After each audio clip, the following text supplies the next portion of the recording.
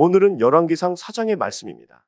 열왕기상 3장에서는 하나님께서 솔로몬에게 지혜, 영광을 주시겠다고 약속하셨습니다. 열왕기상 4장은 그 성취가 나타납니다. 열왕기상 4장은 솔로몬 전성기의 국정보고서 같은 느낌입니다. 이미 앞에서 내각 명단이 나왔습니다. 행정구역을 어떻게 나누면 좋은지에 대한 대답도 나왔습니다. 오늘은 정치, 경제의 안정 보고가 나옵니다. 문화, 학술면에서의 업적 보고가 나옵니다. 한마디로 대단한 성공과 축복의 내용이 나옵니다. 하지만 여기서 한번 짚고 넘어가야 할 사항이 있습니다. 바로 이 열왕기 상을 기록한 시대는 어떤 시대인가? 라는 질문입니다. 열왕기 상하는 바로 포로로 끌려가서 기록했습니다.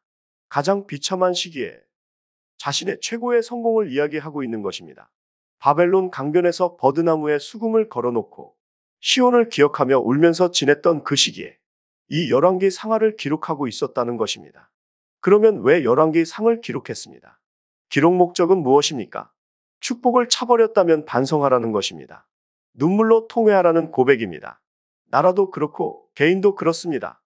하나님의 축복을 상실하고 그 당시가 얼마나 축복이었나를 깨닫게 되는 경우가 많습니다. 교훈입니다. 지금 축복을 누리는 분은 타락하지 않도록 주의하십시오. 지금 축복을 상실한 분은 그래도 쓰러져도 하나님 쪽으로 쓰러져야 합니다. 오늘 본문을 크게 두 개로 나눈다고 했습니다. 첫째, 정치, 경제의 안정 보고가 나옵니다. 둘째, 문화, 학술면에서의 업적 보고가 나옵니다. 먼저 정치, 경제의 안정 보고입니다. 21절에는 주의가 조공을 바칩니다. 22절은 경제적 축복을 이야기합니다. 26절은 군사적 축복을 이야기합니다. 마구간만 4만 개라고 합니다. 말의 숫자뿐만이 아니라 그 말을 담을 수 있는 마구간도 충분히 정비합니다. 마구간은 요즘 말로 플랫폼입니다.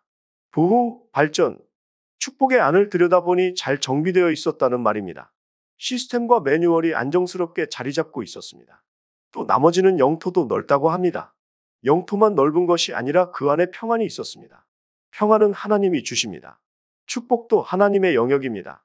축복은 하나님의 허락의 범위 안에 있습니다. 집이 넓고 나라가 넓어도 평안이 없을 수 있습니다. 오늘 하나님의 평화가 여러분을 지키시기를 기도합니다. 축복합니다. 사탄은 평화를 깨는 악입니다. 사탄은 마음과 관계의 평화를 깹니다. 오늘 여러분에게 하늘의 평화가 넘치시기를 축복합니다. 두 번째는 문화, 학술면에서의 업적 보고가 나옵니다. 29절을 주목하십시오. 지혜와 통찰, 넓은 마음이라는 표현이 나옵니다.